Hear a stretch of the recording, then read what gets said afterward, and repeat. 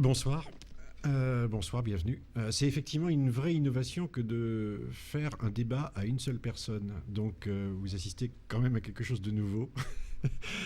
Et j'espère qu'on répondra le plus possible à vos attentes. Alors sur la forme, ce que je vous propose, c'est d'abord que j'ai une conversation avec Stéphane Janiszewski pour un petit peu cerner ce qu'est l'Europe spatiale et quels sont ses programmes et la façon dont ça fonctionne, éclairer un petit peu l'ensemble de ce qu'est cette structure aujourd'hui, sa politique, ses programmes. Et puis ensuite, évidemment, je pense que l'idéal, c'est de discuter avec vous en fonction de vos questions et évidemment d'éclairer les points.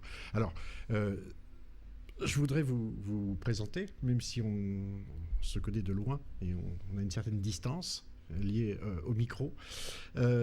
Stéphane Janiszewski, vous travaillez donc au Centre national d'études spatiales, le CNES, puisque vous en êtes le directeur général délégué, avec un long parcours, puisque vous avez travaillé et vous travaillez sur les programmes, la politique industrielle, l'évaluation technique, la stratégie, la qualité, l'évaluation, etc., les affaires internationales.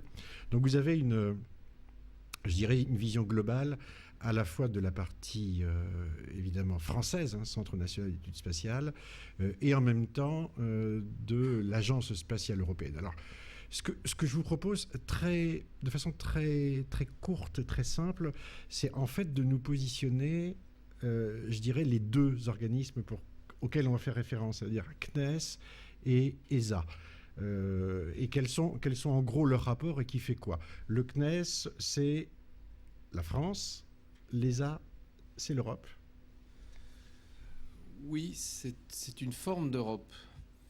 Là, ça va être le débat. En fait, l'ESA, c'est une agence qui permet de mutualiser un certain nombre d'actions ou de programmes qui ne peuvent pas être faits au niveau simplement d'une nation ou de plusieurs nations même. Donc je dirais que l'ESA est une agence de recherche et développement, comme le CNES, à l'échelle européenne. Ça donne une dimension supplémentaire. Et nous sommes toujours quand même dans le même domaine. Donc pour ce qui concerne le CNES, en fait, qui a deux modes d'intervention, qui a le mode d'intervention que nous appelons multilatéral, c'est-à-dire ce que nous gérons nous-mêmes ou qui peut faire l'objet de coopération. D'ailleurs, tout ce que nous faisons fait l'objet de coopération, mais bilatéral ou multilatéral, et l'ESA. Et nous jouons en fait sur ces deux volets pour agir de manière efficace et complémentaire. Mais peut-être j'y reviendrai là-dessus. Alors, c'est une forme d'Europe, juste pour répondre, parce que l'ESA a été créée au début des années 70, avec des modes de fonctionnement qui à l'époque, je dirais, correspondaient et qui correspondent toujours à un traité intergouvernemental, avec un certain nombre de règles, dont celle du juste retour. Et puis depuis, l'Union européenne a pris son essor, a adopté d'autres types de règles, et on verra tout à l'heure justement les problèmes que pose la cohabitation entre l'Union européenne et l'ESA. Le CNES, c'est l'Agence française de l'espace, donc elle est en charge de conduire la politique spatiale française. Qui définit la politique spatiale française ? Alors en fait, c'est le gouvernement qui définit la politique spatiale française. Nous sommes conseillers du gouvernement. Nous proposons au gouvernement une politique. C'est lui qui la décide et nous sommes là pour la mettre en œuvre aux côtés d'un certain nombre de partenaires, dont le ministère de la Défense, le ministère de la Recherche, les organismes de recherche, etc. Mais c'est bien le gouvernement qui définit la politique. D'accord. Quand le gouvernement français donne 100 € à son agence, au CNES, 50 € de l'agence partent vers l'agence spatiale européenne. C'est-à-dire, est-ce qu'on consacre la moitié du budget national à l'Europe ? À peu près, oui. C'est effectivement... c'est partagé à peu près moitié-moitié entre notre contribution au programme de l'Agence spatiale européenne et donc nos propres activités. Mais dans nos propres activités, il y a beaucoup d'Europe aussi. Je crois que c'est ça qui est important. Vous savez que l'Europe, ça n'est pas uniquement les organismes européens. L'Europe, c'est le principe de base, c'est la subsidiarité.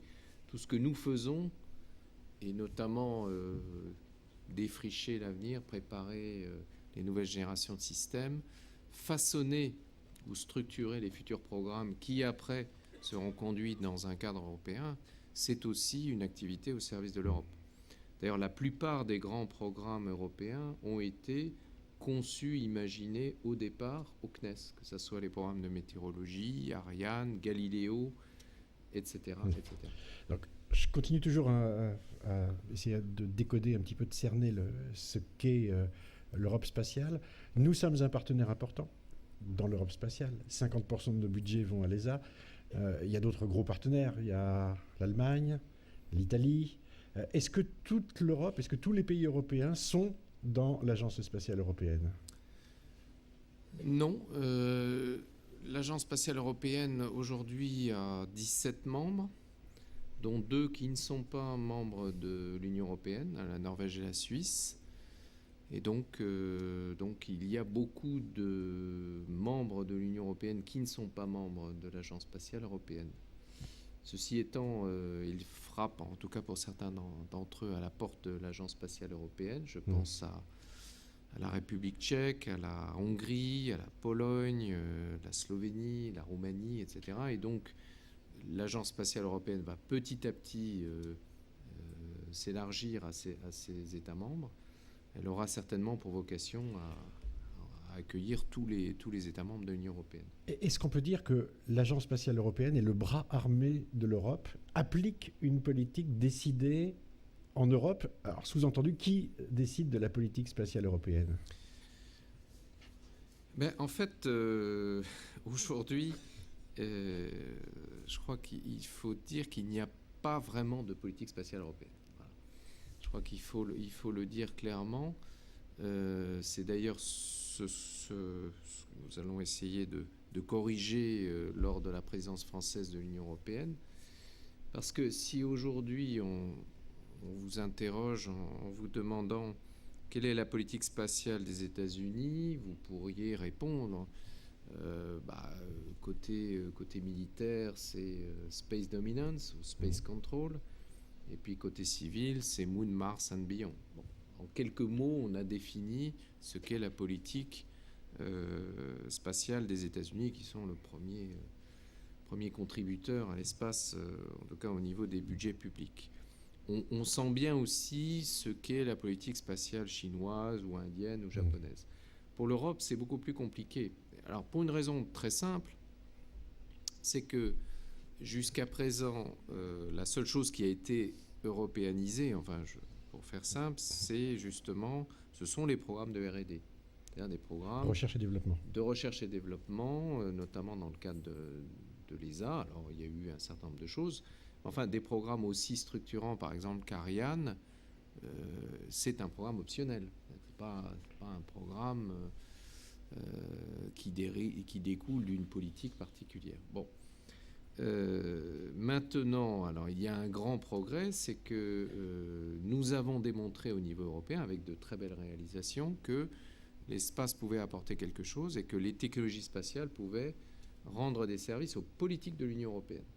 Et donc, nous prenons une nouvelle dimension dans le cadre de l'Union européenne, au service des politiques de l'Union européenne. Et il y a quelque chose de très important dans le traité de Lisbonne, qui vient d'être signé.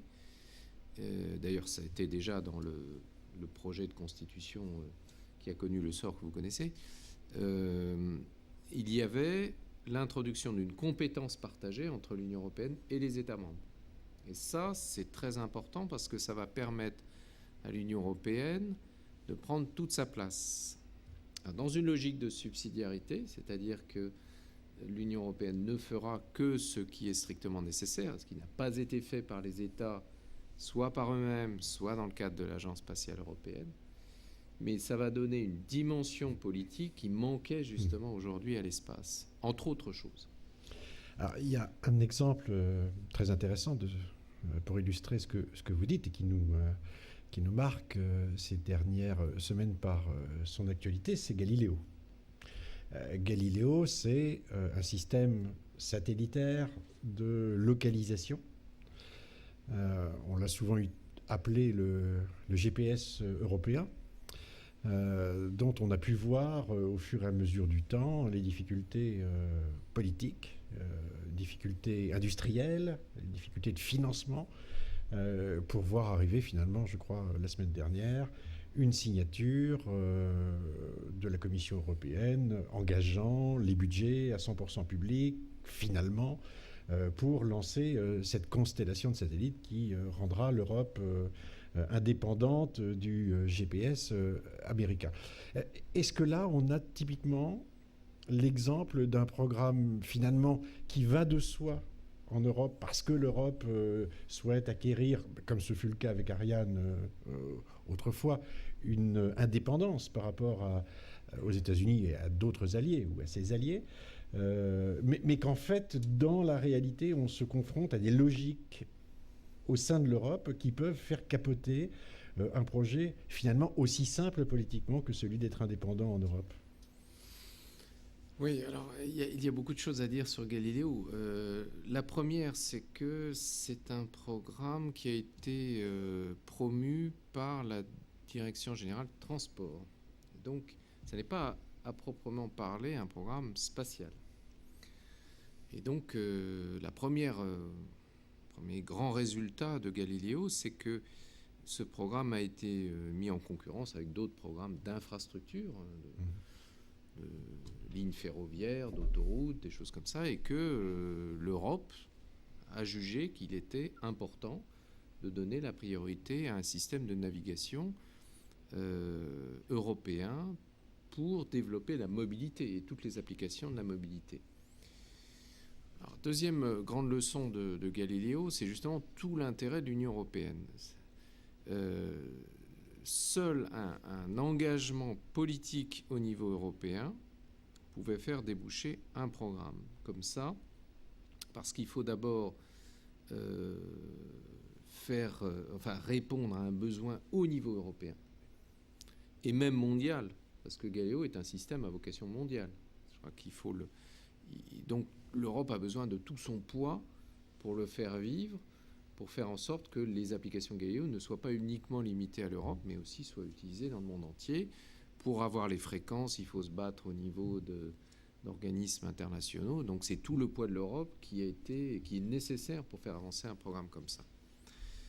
Alors, l'intérêt politique de Galileo est un peu variable suivant les États. C'est ça qui a rendu les choses un petit peu compliquées. La sensibilité des États membres vis-à-vis de Galileo n'est pas toujours la même. Il y a certains États qui ont mis en avant les retombées économiques. D'autres ont mis en avant le caractère stratégique et d'indépendance de l'Europe. Et nous sommes arrivés, et ça c'est un petit peu ce qui fait le charme de l'Europe, à coup de compromis, à définir un programme avec une certaine finalité. Après, il y a d'autres questions qui se posent, c'est que tout le monde est conscient des retombées, et donc tout le monde se bat pour en avoir le maximum. Ça a rendu les discussions un petit peu difficiles, mais je crois qu'il faut prendre les choses avec un certain optimisme, c'est-à-dire qu'effectivement, il y a eu des batailles sur les retombées les plus immédiates, c'est-à-dire sur la partie satellite, lanceur, segment sol. Les retombées les plus importantes seront celles dans le secteur aval, dans le développement des applications. Et là, il va y avoir, un effet induit en termes de génération d'activité, d'emploi, etc., qui va être très, très, très important, bien supérieur en termes d'échelle à la stricte fabrication de l'infrastructure. Et puis, il y a crise parce qu'il y a des intérêts en jeu, mais il y a aussi volonté politique de surmonter les crises. Galileo a connu un certain nombre de crises depuis l'origine. Il y a toujours eu la volonté politique de les surmonter. Donc on sent bien la force qui est donnée justement par le cadre de l'Union européenne. Puisque vous parlez de volonté politique, est-ce que la politique européenne et je veux dire, aussi la politique française. Est-ce que le temps du politique est compatible avec le temps de la recherche, le temps du spatial? On peut le voir avec, alors je vais prendre un exemple autre que Galiléo, mais Galiléo, je rappellerai quand même qu'on est à plus de 3 ans de retard, que l'accouchement dans la douleur a vraiment eu lieu, mais qu'il s'est fait dans la douleur. Et c'est vrai que sans doute c'est pas complètement terminé, mais sur les principes c'est accepté. Mais prenons la Station spatiale internationale. On va voir dans les semaines qui viennent, on a failli le voir avec le lancement d'Atlantis, le laboratoire européen Columbus, majoritairement financé par l'Allemagne, rejoindre, on l'espère, la Station spatiale internationale. En gros, avec quelques années de retard, un budget très important, plus de 900 millions d'euros, une utilisation qui risque de ne pas dépasser les 5 ans, puisque les États-Unis ont annoncé qu'en 2015, ils se retiraient de la station. Est-ce que le temps du politique, pour revenir à cette question, est compatible avec le temps de la science et de la technologie, ou est-ce que finalement, je dirais que les programmes vont devoir s'architecturer en conséquence, c'est-à-dire qu'il y a des grandes options, il y a des engagements internationaux qui vont mettre du temps et qui tiennent compte des politiques internationales, et puis en dessous, je ne sais pas si c'est une question de niveau, mais on aura effectivement d'autres activités qui seront peut-être moins spectaculaires, moins hautes, moins lourdes en termes de budget, mais qui seront plus, je dirais, plus proches de la vie du citoyen. Non, mais je vous rassure, tout n'est pas en retard comme ça. Bon, sur la Station spatiale internationale, c'était là aussi un enjeu vraiment politique. En fait, la question qui s'était posée à l'Europe en 1995, c'est pouvons-nous ne pas faire partie d'une aventure internationale qui nous est proposée? Alors, c'était un contexte particulier. C'était le contexte de faire travailler les États-Unis, la Russie, le Japon, le Canada, etc., autour d'un projet commun, d'apprendre à travailler ensemble, etc. Et effectivement, il y a aussi des retombées sur le plan scientifique, mais il était bien clair pour tout le monde que ce n'était pas uniquement la préoccupation scientifique qui justifiait à elle seule un tel investissement.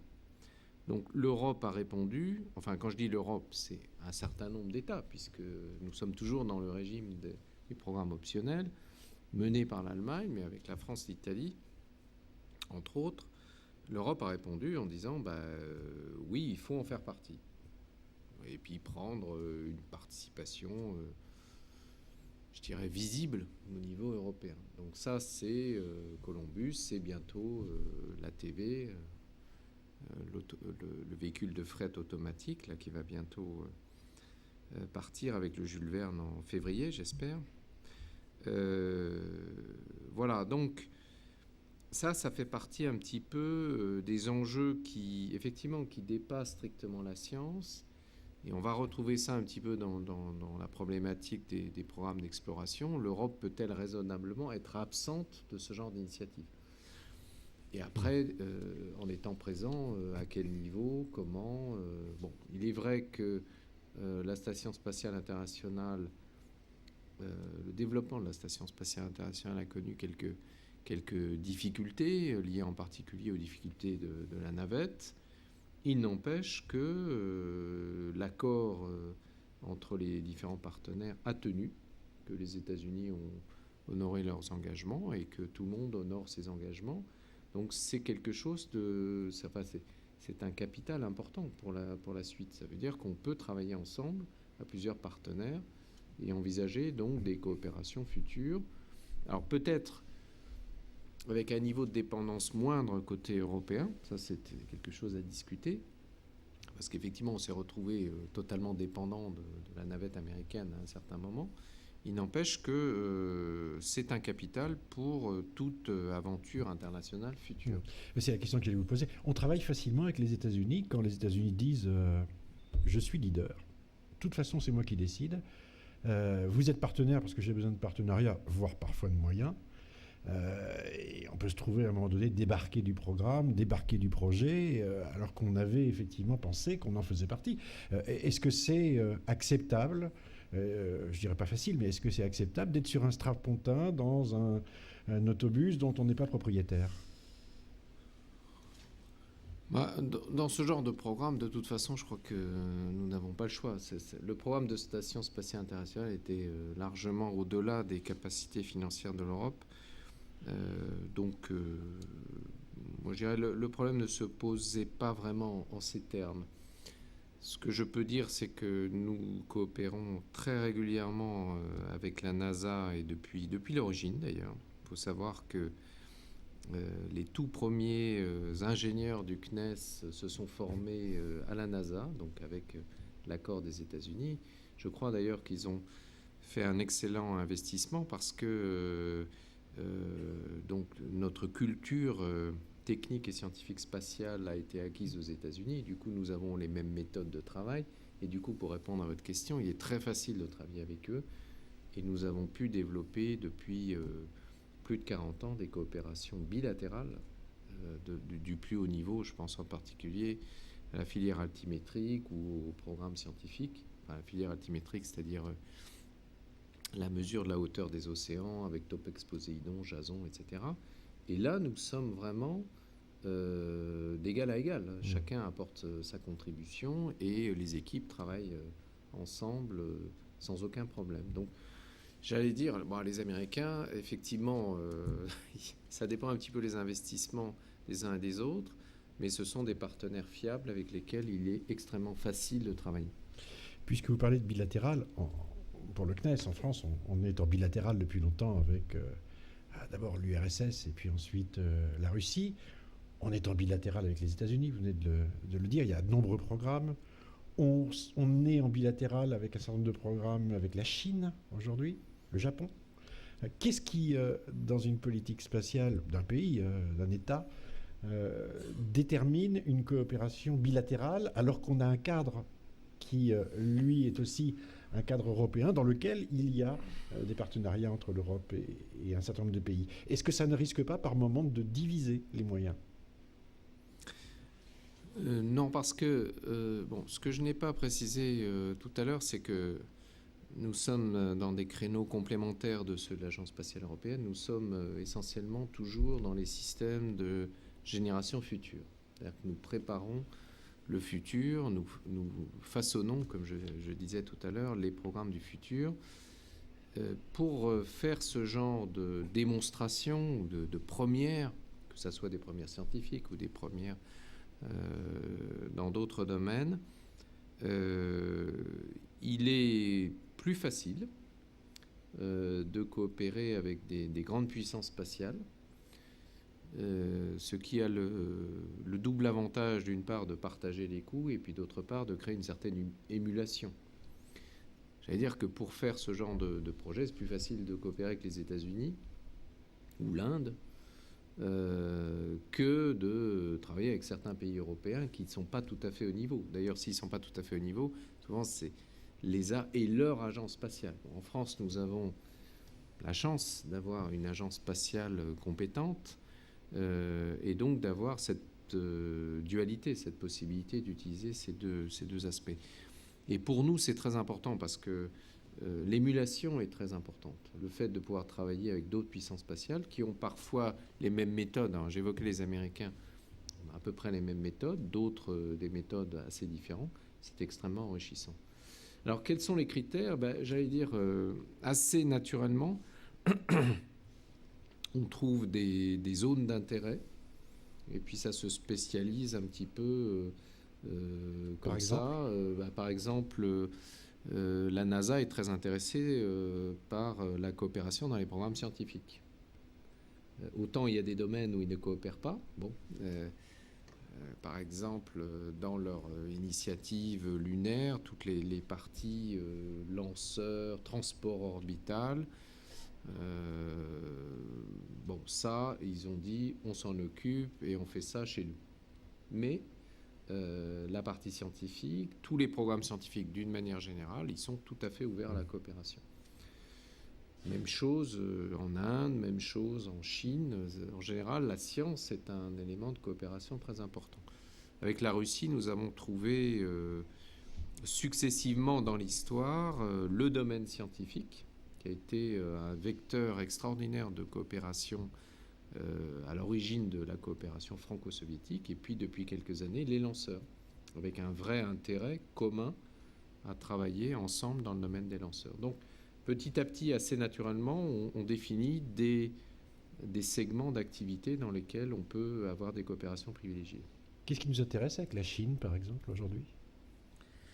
Ce qui nous intéresse avec la Chine, c'est qu'ils ont un programme spatial très très développé. Donc c'est une très grande puissance spatiale. Et donc on peut trouver assez facilement des sujets d'intérêt commun.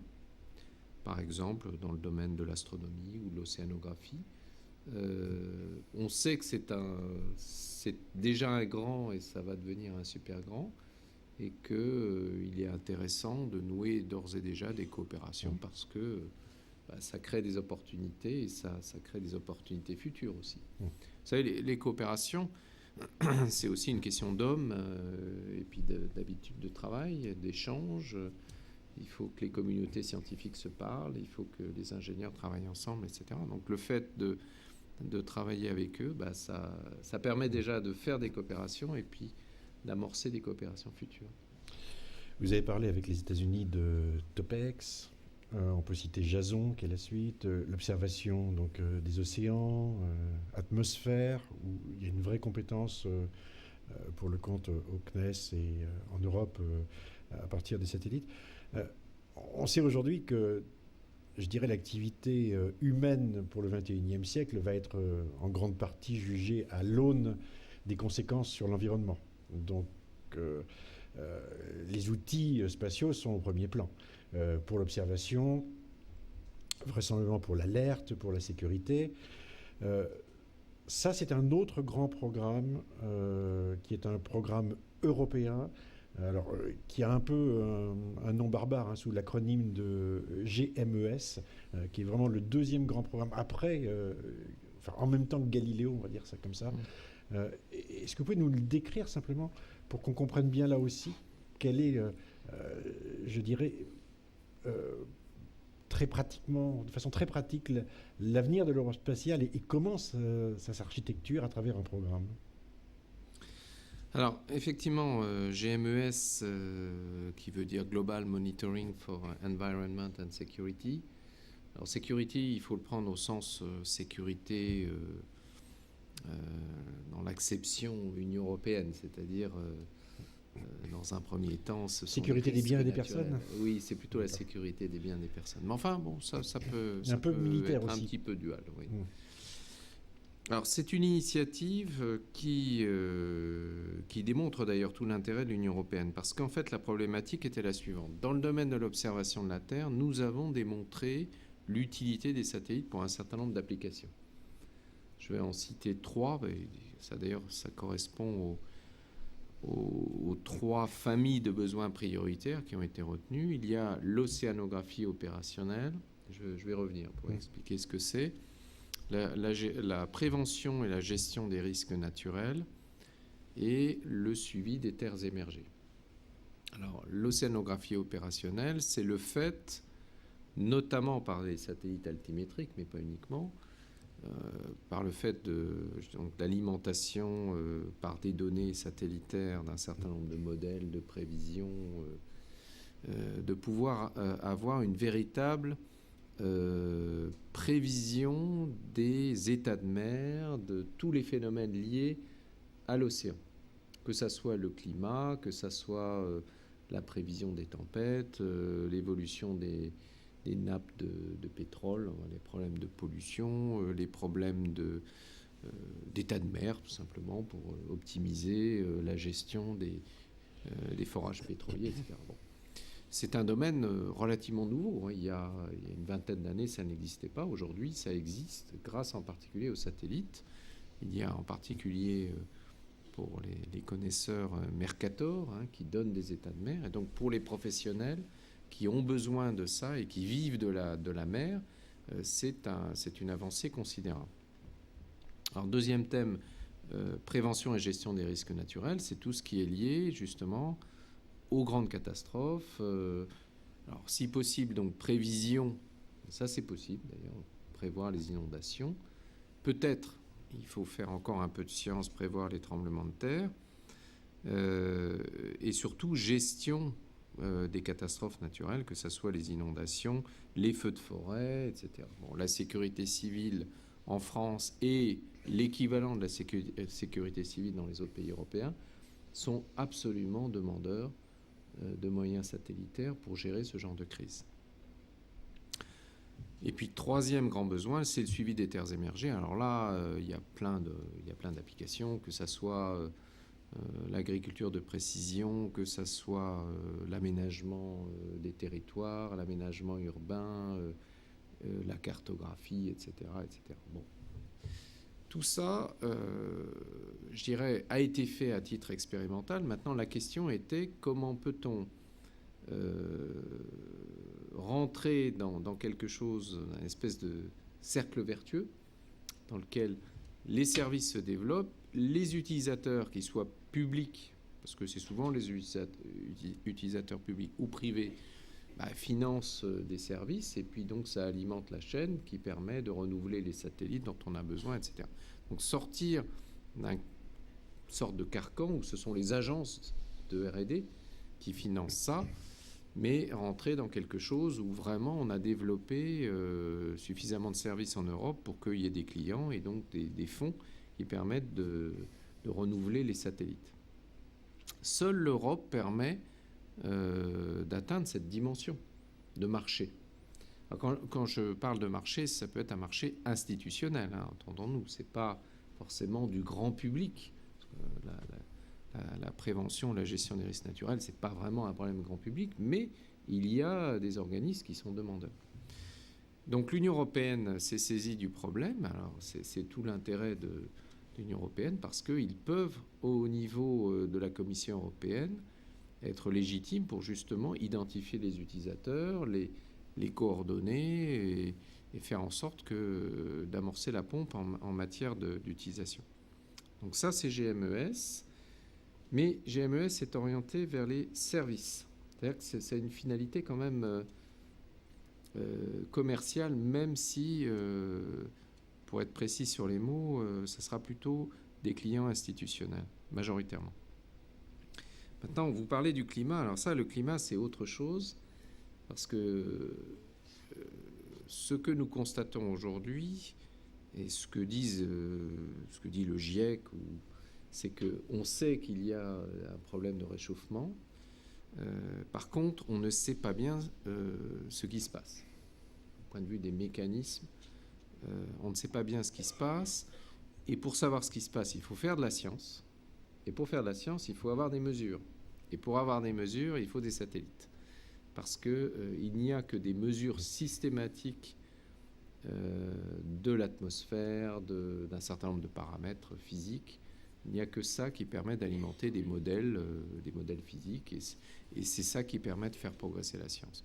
Donc ça, c'est autre chose. C'est quelque chose, j'espère, qui fera l'objet d'une initiative dans le cadre de la présidence française de l'Union européenne pour dire, écoutez, le climat est une très grande priorité, donc il faut faire un effort particulier dans ce domaine scientifique.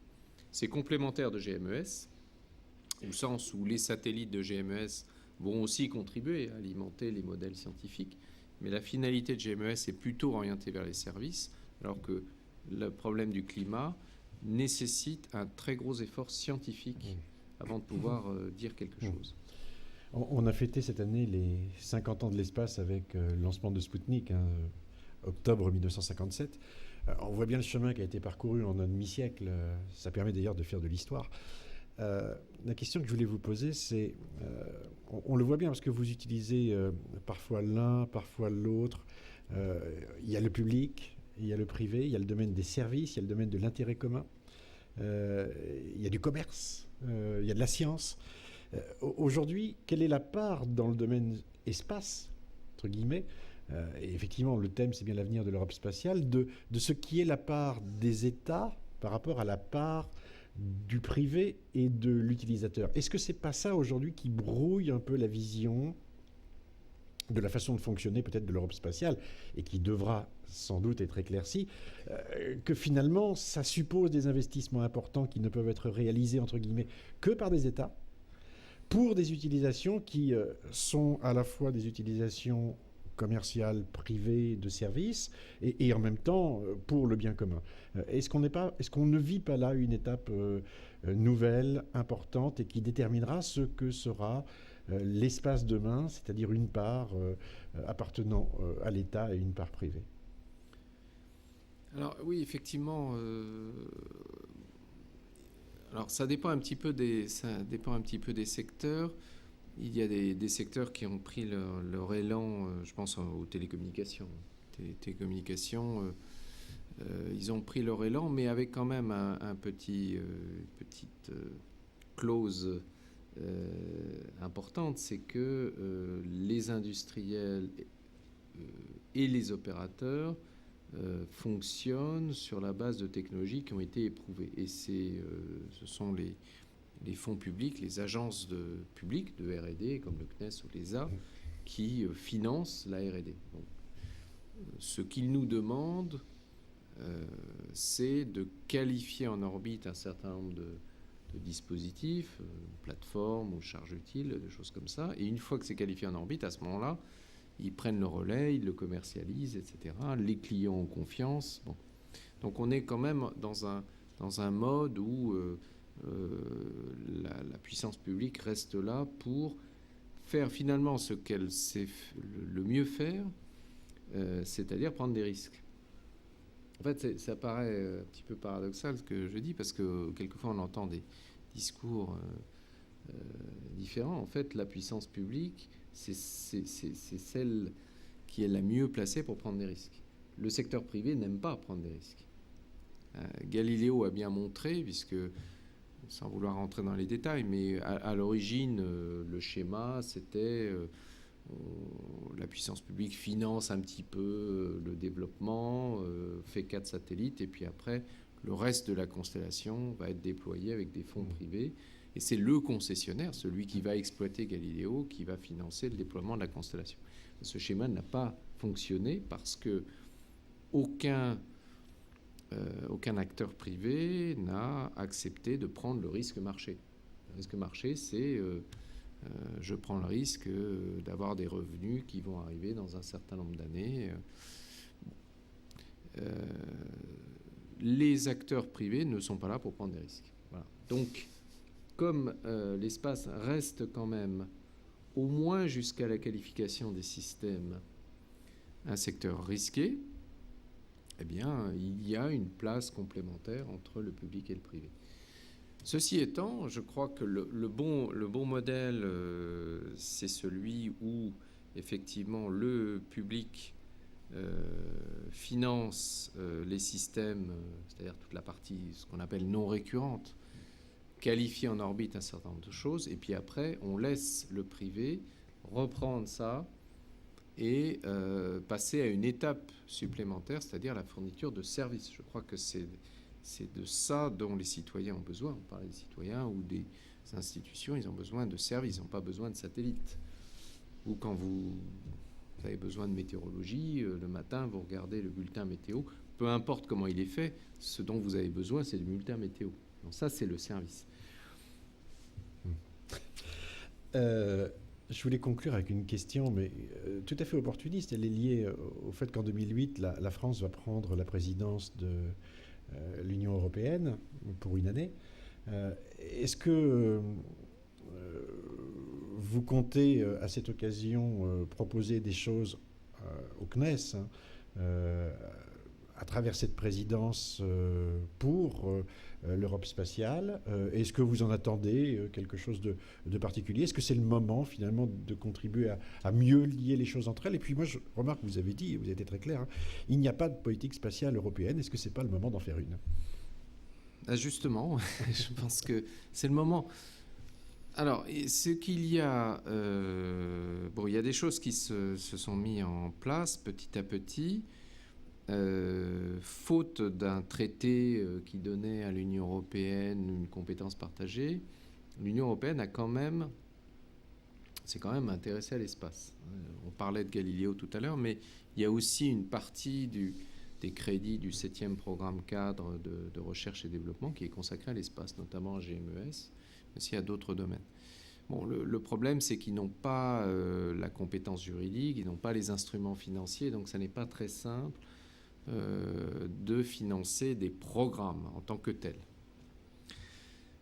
Ceci étant, il a été mis en place depuis 2004 une coopération en fait, entre l'Union européenne d'un côté et l'Agence spatiale européenne de l'autre, avec un certain nombre d'organes communs, dont le Conseil Espace. Alors le Conseil Espace, c'est la réunion au sens mathématique du terme, excusez-moi, du Conseil compétitivité de l'Union européenne, et du Conseil de l'ESA au niveau ministériel. Bon, souvent, c'est les mêmes ministres, ça tombe bien. Ça fait une réunion à 29, parce qu'il y a la Suisse et la Norvège en plus. C'est très impressionnant, d'ailleurs. Et donc, ce Conseil Espace s'est réuni plusieurs fois. Il a commencé à définir un embryon, je dirais, un embryon déjà bien charpenté, le cadre, disons, on va dire, peu plus qu'un embryon de la politique spatiale européenne. Ce cadre existe. Ce qui manque, c'est l'intérieur du cadre. C'est-à-dire, un petit peu, tout y est, mais il faut maintenant définir les priorités, c'est-à-dire dans quel domaine l'Europe se positionne en priorité. Il y a les plans d'architectes, c'est ça? Voilà.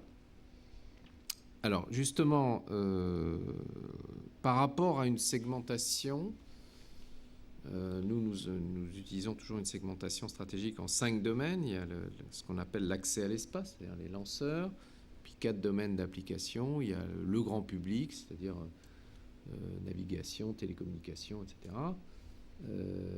Développement durable, la contribution de l'espace au développement durable, la science et sécurité et défense. Ce qui serait bien, ça serait de définir des priorités dans chacun des axes. Alors, en quelques mots, sur les lanceurs, je dirais que presque tout aura été fait, parce que vous savez qu'en 2009, nous aurons, depuis le Centre spatial guyanais, 3 lanceurs. Un gros Ariane 5, un moyen Soyouz et un petit Vega. Et avec ça, nous avons la gamme complète des lanceurs. Ce qui nous manque aujourd'hui, c'est une préférence européenne en matière de lanceurs. Contrairement à toutes les autres puissances spatiales, l'Europe n'utilise pas ses lanceurs en priorité pour ses programmes gouvernementaux. Nous avons fait un grand progrès au Conseil de l'ESA de décembre 2005. Nous avons décidé, ce qui semble l'évidence, mais qui ne l'était pas, que les satellites de l'ESA seraient lancés de manière préférentielle par les lanceurs de l'ESA. Bon. Il reste à prendre la même décision pour les programmes gouvernementaux. La France et l'Italie ont décidé, très récemment, au sommet franco-italien, d'adopter la même politique. La France l'avait déjà décidé avant, d'ailleurs. Enfin, l'Italie a rejoint la France sur cette position, et donc il reste à l'étendre et faire en sorte qu'il y ait une espèce de Buy European Act sur les lanceurs. Pourquoi ? Parce que ça crée un socle d'activité, un minimum de marché captif qui permet aux lanceurs d'avoir une cadence suffisante et donc d'être attractif et compétitif et s'ouvrir au marché mondial. Alors, dans le domaine du grand public, avec la décision Galiléo, je dirais, on a un programme phare. Développement durable, donc nous avons évoqué GMES, mais c'est un coup parti. Ce qu'il faut faire maintenant, c'est donner la priorité au climat. Et ça, c'est vraiment cohérent avec le Grenelle de l'environnement. Et puis, je crois, d'une manière générale, une sensibilité particulière de l'Europe dans ces domaines. Dans le domaine de la science, ça, c'est une des grandes réussites européennes, la science. Il y a une priorité dans l'exploration pour l'exploration robotique du système solaire, en particulier de Mars. Il y a moins, il faut le dire, moins d'enthousiasme pour le vol habité, pour tout programme de vol habité. Donc il est bien possible que l'Europe prenne plutôt ce créneau-là, sans pour autant refuser celui du vol habité, puisqu'il faut utiliser la station spatiale, mais essaie de prendre un créneau qui lui soit un peu propre. Et puis, dernier domaine où là, il y a beaucoup de choses à faire, c'est dans le domaine de la sécurité et de la défense, puisque dans le domaine de la défense spatiale militaire, nous n'avons pas grand-chose au niveau européen.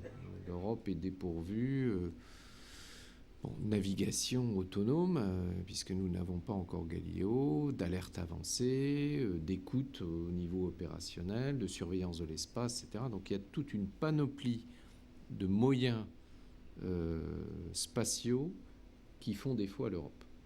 Et donc là, c'est un domaine où il faudrait vraiment donner une grande priorité. Merci pour votre clarté. Je vous propose de passer aux questions de la salle.